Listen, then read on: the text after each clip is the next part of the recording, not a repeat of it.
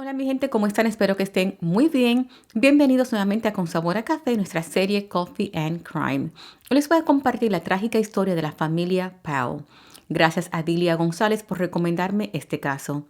Antes de comenzar, quiero invitarte a que te suscribas al canal si no lo has hecho, es totalmente gratis.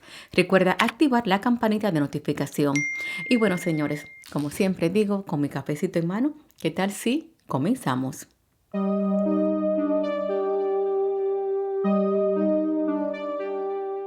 Susan y Josh Powell tuvieron infancias muy distintas. Vamos a conocer un poco de ellos antes de pasar a los hechos. Susan Marie Cox. Cox era el apellido de su padre. Luego que se casó con Josh, adoptó su apellido Powell. Ella nació el 16 de octubre de 1981. Era hija de Charles y Judy Cox. Era la tercera de 4 hermanas. Susan creció en un hogar lleno de amor, estable y sano. Era una familia muy unida y pertenecían a la iglesia mormona. Ella es descrita como una persona dulce, alegre, compasiva y simpática. En cambio, la crianza de Josh fue completamente distinta. Se podría decir que un poco inquietante. Joshua Powell, o Josh como es conocido, me voy a estar refiriendo a él como Josh, nació el 20 de enero de 1976. Era hijo de Stephen y Terrica Powell, un matrimonio disfuncional, marcado por la violencia. Josh tenía 2 hermanos y 2 hermanas. A medida que fue creciendo, desarrolló un comportamiento inquietante. Cuando era adolescente, mató el hámster de una de sus hermanas y amenazó a su madre con un cuchillo cuando ella lo mandó a que lavara los platos. Él fue a la cocina, agarró un cuchillo de esos grandes de cortar carne y casi la ataca, simplemente porque lo mandó a que fregara, a lavar los platos. Se cree que ese comportamiento se debió a que su padre, Stephen Powell, fue muy abusivo cuando estaba creciendo. Él presenció y vivió en carne propia el maltrato hacia su madre, hermanos y hacia él mismo. Su niñez y adolescencia fue muy tumultuosa. En una ocasión incluso trató de quitarse la vida. Él tenía serios problemas. En el 1992, Terrica no aguantó más y decidió divorciarse de Stephen. Durante el proceso de divorcio, ambos padres pelearon por la custodia de los niños. Stephen acusaba a Terrica de practicar brujería, mientras que ella lo acusaba de ser adicto a la porno, conducta inapropiada y enseñarle todas esas cosas a sus hijos desde temprana edad. Todo lo que él veía de índole sexual, usa en su imaginación, él lo compartía con sus hijos desde pequeños. Así que los niños fueron creciendo en ese ambiente. Stephen era un hombre sumamente pervertido y luego lo verán más adelante. Otro punto de discordia entre los padres de Josh era que Terrica era mormona y Stephen no practicaba ninguna religión, aparentemente no creía en nada. Él simplemente era, Stephen era Stephen. En el 1998, mientras Josh asistía a la Universidad de Washington, entabló su primera relación seria con una joven llamada Catherine Everett. Después que se mudaron a un apartamento juntos, él se volvió sumamente posesivo con ella. Le decía lo que podía y no podía hacer. Si ella iba a visitar a su familia, no podía ir sola. Él tenía que ir con ella a todos los lugares. El único momento que ella tenía para estar a solas era cuando iba a su trabajo y a la universidad. Después él tenía que estar con ella siempre. En una ocasión, Catherine fue a visitar a una amiga en Utah sin él. Pensó, esta es mi oportunidad, y decidió no regresar a Washington. Luego lo llamó y rompió la relación con él por teléfono. Me imagino que ella debía tenerle tanto miedo que decidió dejar todo atrás, aparte de él. Dejó su trabajo, universidad, amistades, familiares, dejó todo eso en Washington para poder alejarse de él. Y gracias a Dios que lo hizo. Josh conoció a Susan Cox en una actividad de la iglesia mormona en noviembre del 2000 en el estado de Oregon.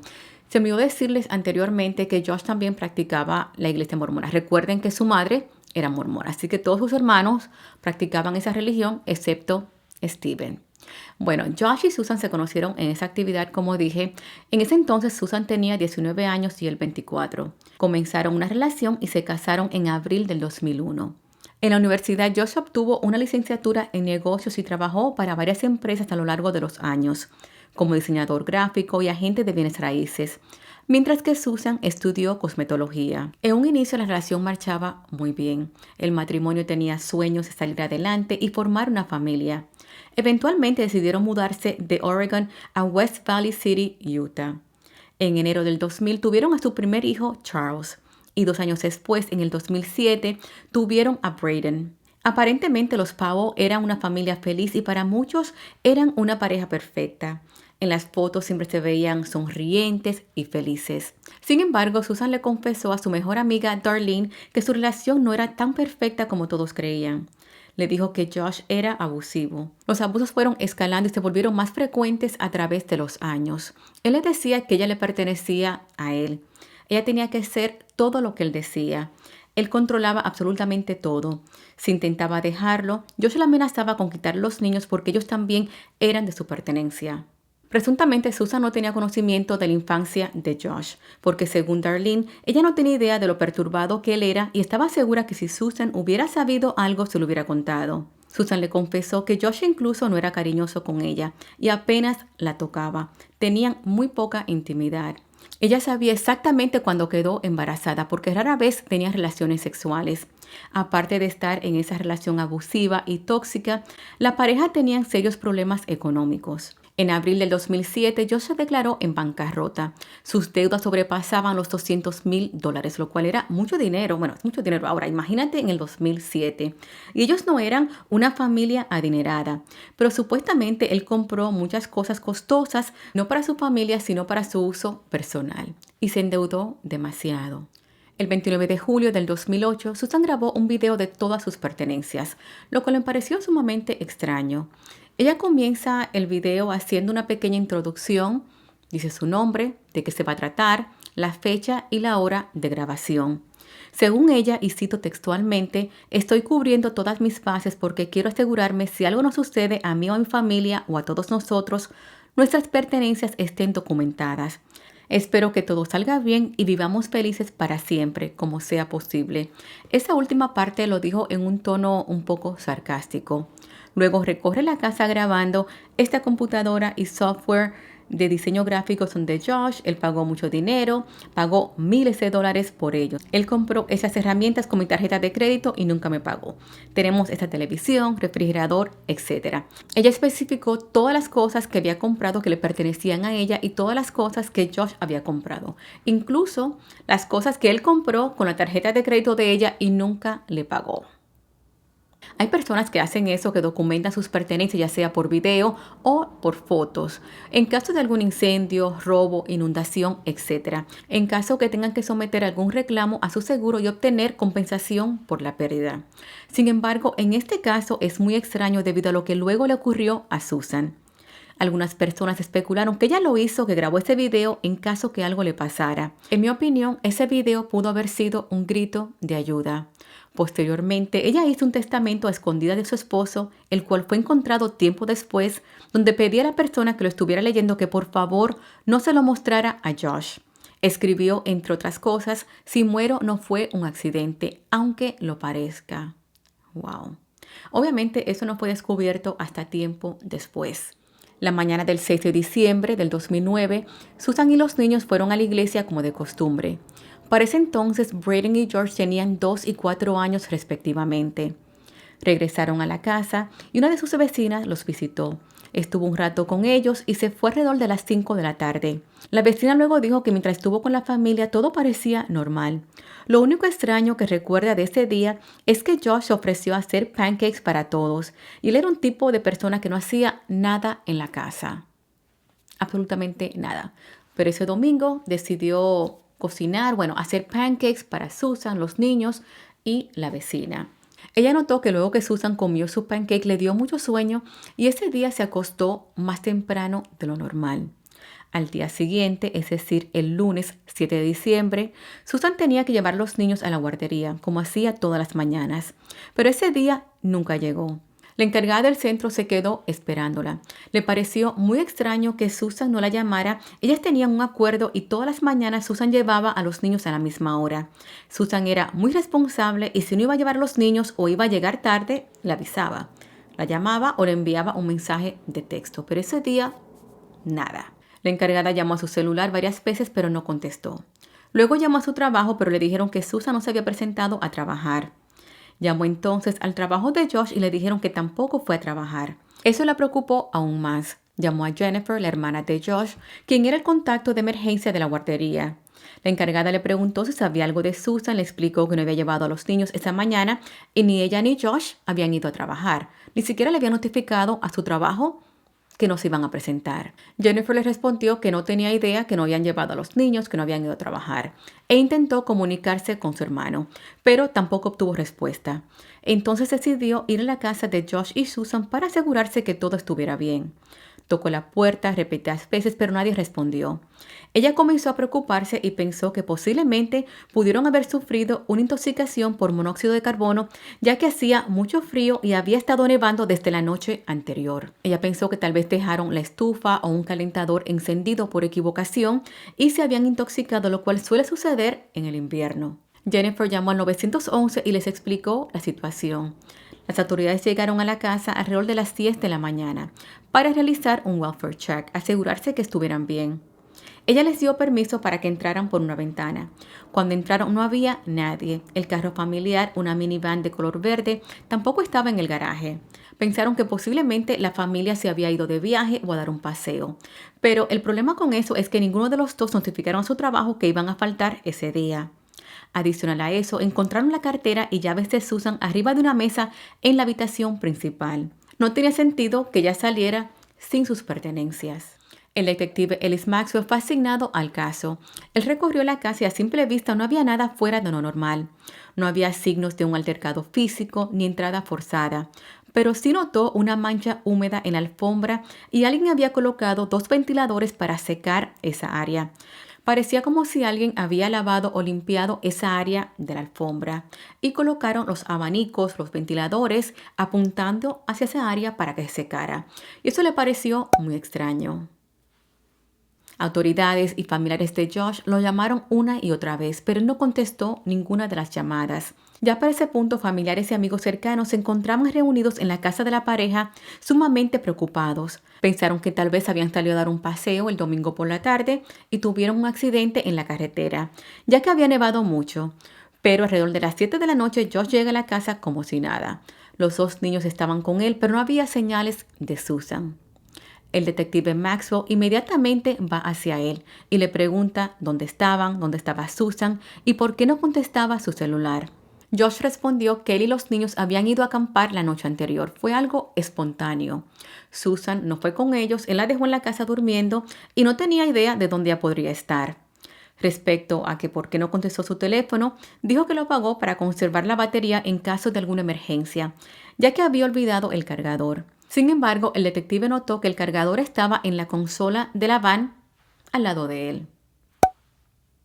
Lo más extraño de su respuesta, todo es muy extraño en este caso, pero Josh dijo que se fue a acampar a la medianoche solo con sus 2 hijos pequeños de 2 y 4 años en pleno invierno y esa noche había aviso alerta de tormenta de nieve.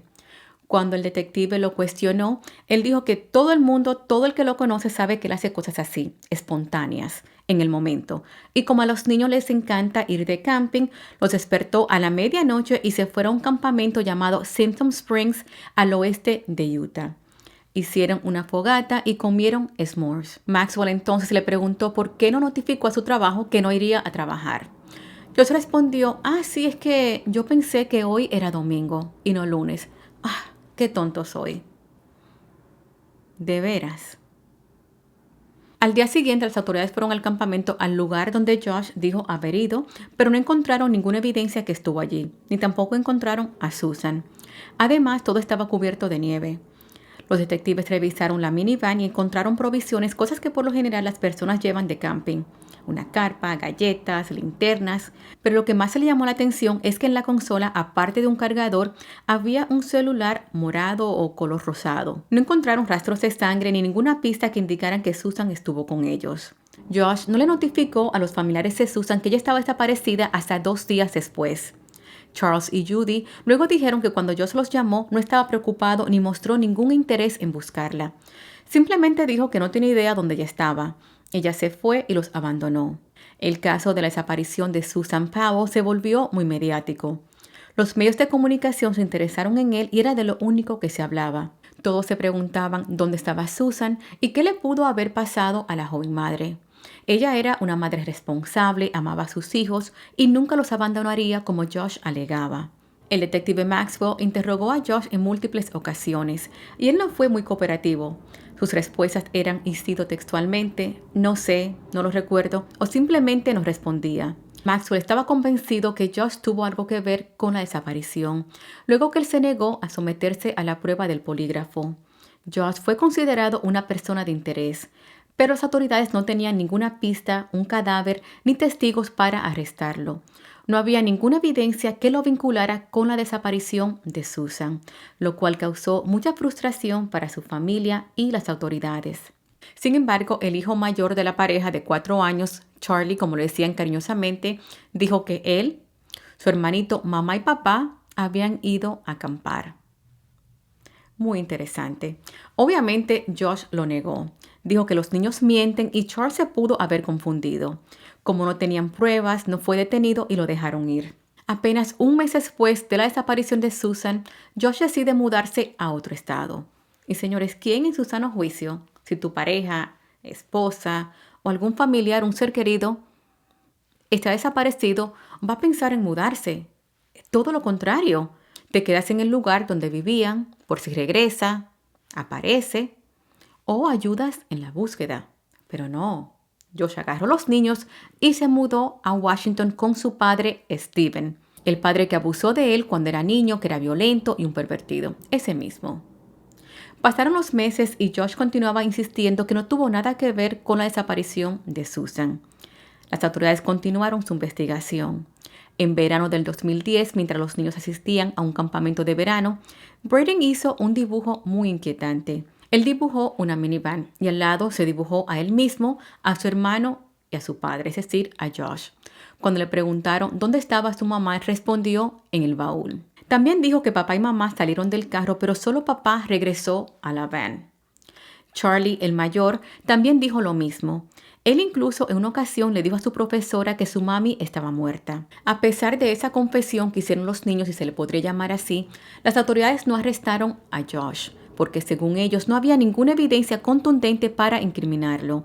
Familiares de Susan y la comunidad estaban consternados, porque para ellos Josh tuvo algo que ver, pero lo único que las autoridades tenían eran pruebas circunstanciales. Josh y su padre Steven fueron a diferentes programas de televisión. Señores, ellos hicieron un media tour, supuestamente para decir su verdad, pero su objetivo era desprestigiar, desacreditar a Susan. Ellos estaban tratando de hacer creer que Susan estaba mentalmente inestable e incluso crearon una página web para difundir información falsa sobre ella. En una de las entrevistas, Josh insinuó que es posible que Susan le haya sido infiel y se fue con otro hombre. Él y su padre comenzaron a difundir esa teoría. Resulta que un reportero llamado Steven Kosher coincidencialmente desapareció unos días después que Susan. Josh alegó que Susan se había ido con él. El problema con esa alegación es que no había ninguna conexión entre Susan y Steven. No se conocían y Steven desapareció de Las Vegas, a unas 400 millas de donde Susan vivía. Ellos prácticamente querían desviar la investigación y la atención hacia Josh. Familiares de Susan no se daban por vencidos, estaban muy activos repartiendo flyers, pegando carteles por la comunidad, incluso ofrecieron una recompensa de $10,000. Ellos se paraban en las esquinas a repartir volantes, como dije anteriormente, y con la foto de Susan para que las personas no la olvidaran. Le pedían a los conductores que tocaran bocina cuando vieran la foto de ella. Familiares hacen esto para que la comunidad no se olvide de la cara de la víctima y si la ven en algún lugar, la reconozcan y contacten a las autoridades. ¿Quién crees que se presentó uno de esos días que los familiares de Susan estaban repartiendo volantes? Nada más y nada menos que Steven. Hacer un show. Él tuvo el descaro de confrontar a los padres de Susan por lo que estaban haciendo. Repartiendo volantes y con la foto de ella.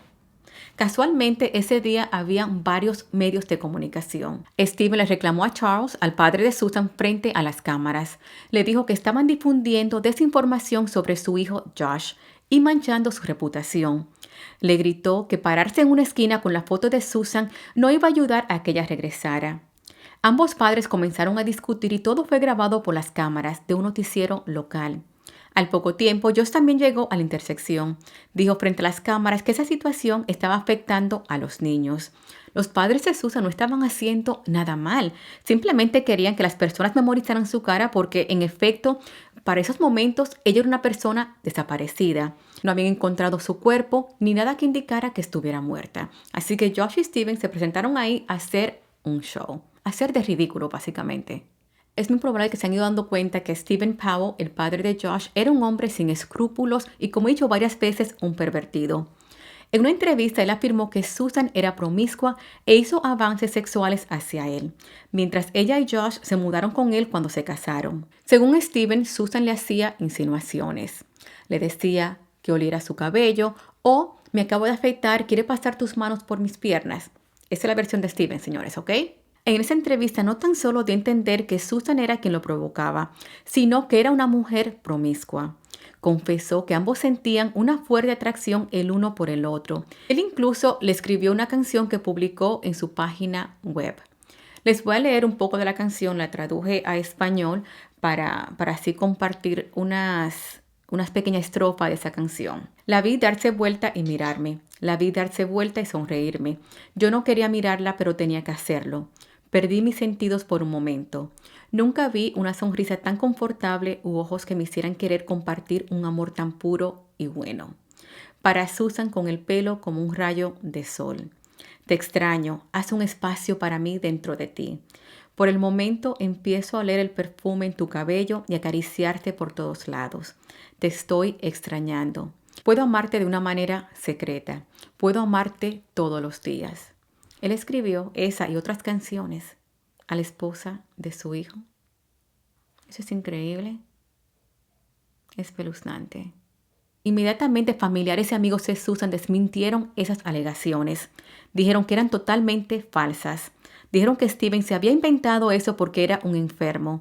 La mejor amiga de Susan dijo que ella le había confesado que le tenía miedo a Steven porque durante el tiempo que ella y Josh vivieron con él la acosaba constantemente.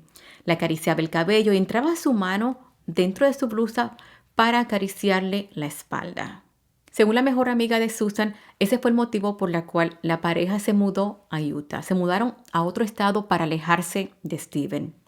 Investigadores comenzaron a sospechar que había algo extraño con el padre de Josh. Obtuvieron una orden y revisaron su casa. Allí encontraron cosas sumamente perturbadoras. Las autoridades removieron 3 computadoras y 4 cajas con material. Él incluso le había sacado fotos y videos a las 2 niñas menores de edad de su vecino. Y eso no es todo, encontraron 4.500 fotos y videos de Susan que fueron tomadas sin ella darse cuenta. Steven estaba obsesionado con ella. La seguía por toda la casa con una cámara de video. Usaba un espejo pequeño para espiarla mientras se bañaba y cambiaba de ropa.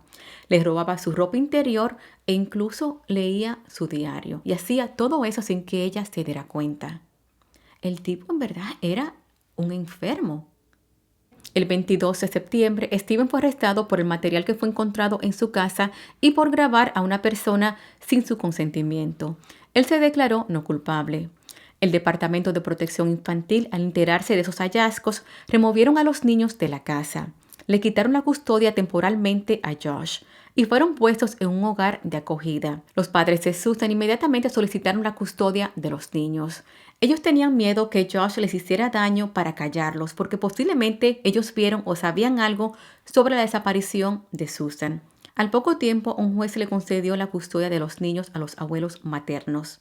Le advirtió a Josh que si se mudaba de la casa de su padre, podría tener visitas supervisadas con sus hijos y posiblemente en un futuro recuperar la custodia de ellos. Josh estuvo de acuerdo y rentó una casa. En un inicio lo dejaban ver los niños en un lugar de alta seguridad. Sin embargo, al poco tiempo le permitieron tener visitas supervisadas en su casa.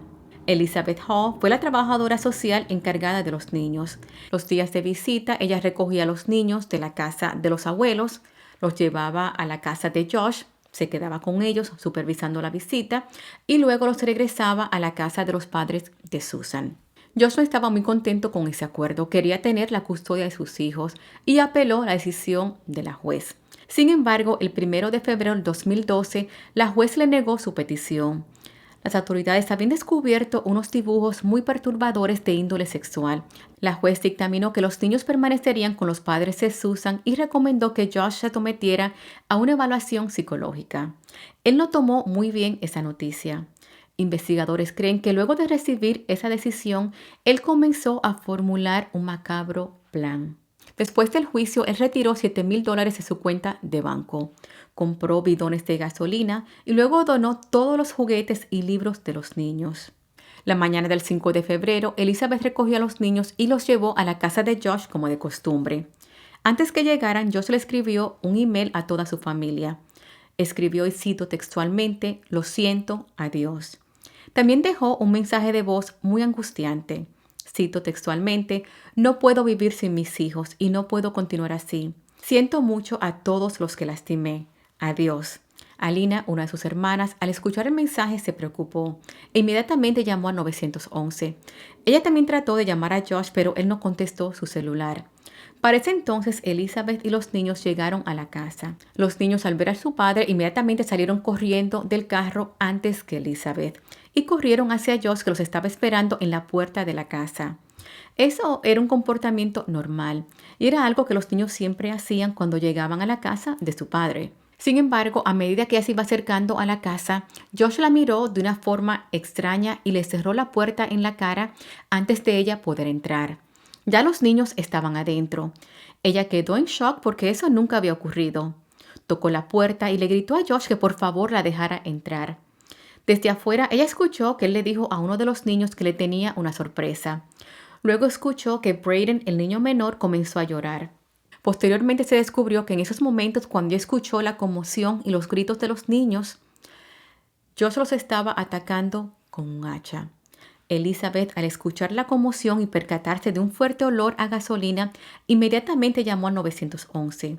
Le dijo al operador lo que estaba pasando, que estaba en una visita supervisada y que el padre de los niños no le permitió entrar.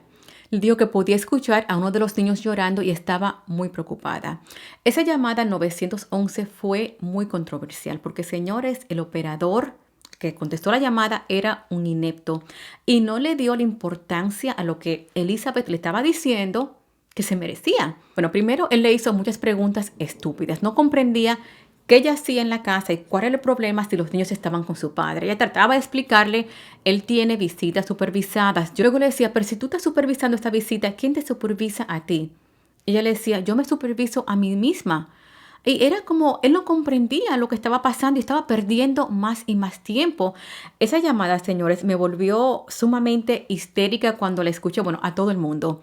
Para colmo, el operador le respondió que en esos momentos no podía enviar una patrulla a donde ella se encontraba, porque primero tenía que responder a las emergencias de vida o muerte. Y le dijo: enviaré una patrulla cuando uno esté disponible. Elizabeth le respondió que era una situación de vida o muerte. Pero aún así, el operador como que no comprendía la gravedad del asunto. Como le digo, era un inepto y tampoco relacionó el nombre de Josh Powell con Susan, el caso de la custodia de los niños y que ya su hermana había llamado para informar el mensaje de despedida que él había enviado a la familia esa misma mañana. Antes de finalizar la llamada, el operador le asegura que enviará una patrulla tan pronto una esté disponible. Elizabeth se da la vuelta para ir de nuevo a la casa y tratar que Josh la deje entrar. Y en ese mismo momento, la casa explotó con Josh y los niños adentro. Para cuando la policía y los bomberos llegaron, ya era muy tarde. Ninguno sobrevivió a la explosión. Se podrán imaginar la reacción de los abuelos cuando se enteraron de lo que había ocurrido. Estaban devastados. Judy luego dijo en una entrevista que esa mañana ella tenía un mal presentimiento y no quería dejar ir a los niños, pero la trabajadora social le dijo que no podía hacer nada, tenía que dejarlo ir. Tenía que llevar a los niños con Josh porque había una orden de la corte que le permitió visitas supervisadas. Básicamente sus manos estaban atadas. Y debo hacer un paréntesis y aclarar que Elizabeth, la trabajadora social, estaba haciendo su trabajo, estaba cumpliendo con la orden que dio el juez. Y ni tanto ella ni los abuelos maternos podían hacer absolutamente nada. Los niños tenían que ir el día acordado, a la hora acordada, con Josh. Desafortunadamente, como él era el padre de los niños, tenía derechos. aun cuando estaba siendo investigado por la desaparición y posible muerte de la madre de los niños. Pero bueno, así son las leyes. De acuerdo a los investigadores, Josh quería acabar con su vida y llevarse a sus hijos con él. La comunidad estaba furiosa porque el Estado no protegió a esos niños de su padre. Steven fue informado en la cárcel de lo que había ocurrido. Él se quedó igualito. No mostró ninguna preocupación o tristeza por la muerte de su hijo y nietos. Muchos creen que él tenía conocimiento de lo que Josh le hizo a Susan. Unas semanas después, él se acogió a la quinta enmienda para no responder preguntas sobre el caso de ella. Luego de cumplir una condena de 7 años por los cargos mencionados anteriormente, Steven salió de prisión en julio del 2017 y falleció un año después por causas naturales. Jennifer, la hermana de Josh, y en mi opinión la única con sentimientos y cuerda de esa familia, cree firmemente que él asesinó a su esposa. Ella incluso trabajó con los investigadores del caso para tratar de hacer que Josh confesara. Ella viajó hasta la casa de Steven para confrontar a Josh. Fue muy directa y le preguntó, ok, yo sé que tú le hiciste algo a Susan. ¿Dónde está el cuerpo? ¿Dónde podemos encontrarla? Ella merece un entierro digno. Pero Josh mantuvo silencio. La miró como que, no te voy a decir nada. Después de la muerte de Josh, las autoridades revelaron más información que habían descubierto durante la investigación, como por ejemplo que él había sacado a los niños de la guardería. Canceló todas las citas que Susan tenía programadas, sacó el dinero de su cuenta de jubilación de ella y también conversó con un compañero de trabajo sobre dónde esconder un cuerpo en Utah. Esto a mí me pone tan y tan furiosa porque lo hemos visto en tantos casos donde el asesino o el acusado va a hablar con un amigo, con un vecino, con un familiar sobre estas cosas. ¿Dónde yo puedo encontrar un cuerpo? ¿O cómo yo puedo asesinar a alguien? ¿Cómo hice esto o aquello? Y esa persona a quien le están contando no lo denuncia, no va a las autoridades. Como que es una conversación normal. Yo no comprendo. Los investigadores descubrieron que Susan tenía múltiples pólizas de seguro por un valor de 1.5 millones de dólares. Encontraron un testamento escrito a mano, como se le había comunicado anteriormente, que estaba guardado bajo llave en una caja de seguridad. En el testamento confesó que ella y Josh tenían problemas matrimoniales desde hacía años. Y si ella moría, puede que no sea un accidente, aunque lo parezca. Antes de morir, Josh nombró a su hermano Michael como el beneficiario principal de su póliza de seguro. La policía había interrogado a Michael varias veces. Él fue considerado persona de interés cuando descubrieron que había abandonado su carro marca Ford en el desguace de carros de Oregon. Los investigadores creen que Josh y Michael eran cómplices en el asesinato de Susan. Sin embargo, el 11 de febrero del 2013, Michael se quitó la vida. Es posible que se haya sentido presionado por la investigación, porque estaban muy cerca de hacer un arresto. Señores, ¡qué familia! Después de varios años, la investigación fue cerrada y se presume que Susan está muerta. Hay más información de este caso que no compartí porque son especulaciones y no quiero entrar en esos detalles porque todos están muertos y no hay manera de confirmarlo. En marzo del 2015, Charles Cox, el padre de Susan, ganó una larga batalla judicial con Terrica y Alnina Paul, la madre y hermana de Josh, por el patrimonio de Susan. Porque, señores, esas dos mujeres fueron a la corte para declarar a Susan legalmente muerta y así cobrar el dinero del seguro y tomar posesión de su patrimonio, de sus bienes, absolutamente todo. No estamos hablando de los padres de Susan, de la hermana y madre de Josh. Eso es increíble, señores. Gracias a Dios, un juez falló a favor de los padres de Susan y obtuvieron el control de sus bienes. Dios mío, qué bárbaras. Qué bárbaras esas dos mujeres. Aparte de todo lo que el padre, Steven, le hizo a Susan, Josh, el hermano, y ahora madre y hermana están tras su patrimonio. Por eso les dije anteriormente que Jennifer, la otra hermana de Josh, era la única persona cuerda y con buenos sentimientos. Porque los demás Los padres de Susan demandaron al Departamento de Servicios Sociales y de Salud de Washington, alegando que la agencia priorizó los derechos paternales de Josh sobre la seguridad de los niños y les causó su muerte. La familia ganó la demanda y un juez les otorgó una suma de dinero millonaria. Claro, ninguna cantidad de dinero les devolverá a su hija y sus nietos. Los familiares de Susan también presionaron a los legisladores estatales de Washington y Utah para que aprobaran proyectos de ley que restrinjan o bloqueen los derechos de visita de los padres que están siendo investigados por asesinato. Señores, qué caso tan triste, tan perturbador, tan frustrante y cuánta negligencia por parte de las autoridades, del sistema judicial, del servicio o el Departamento de Niños y Familia. ¿Cómo es posible que una persona que está siendo investigada por el posible asesinato de la madre de esos niños tiene derecho de ver a sus hijos? No comprendo.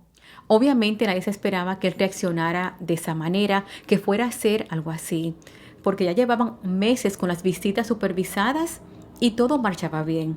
Pero creo que el detonante fue cuando le negaron la custodia de los niños nuevamente unos días antes. Recuerden que fue a la corte el 2 de febrero. Y para el 5, él hizo lo que hizo.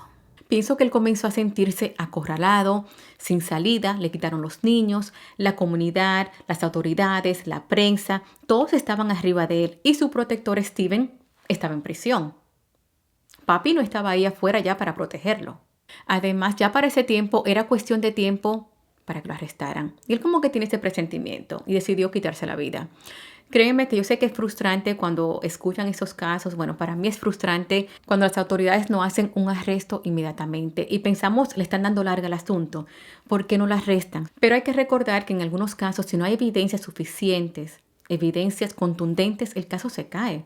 Y si hacen un arresto prematuro, van a juicio, el abogado defensor puede establecer dudas razonables y el jurado puede encontrar a esa persona, al acusado, inocente y el caso se cae. Esa persona queda en libertad. Créanme que yo también me frustro y hasta peleo con la computadora cuando estoy investigando. Pero ¿cómo va a ser si el niño dijo eso y encontraron esto?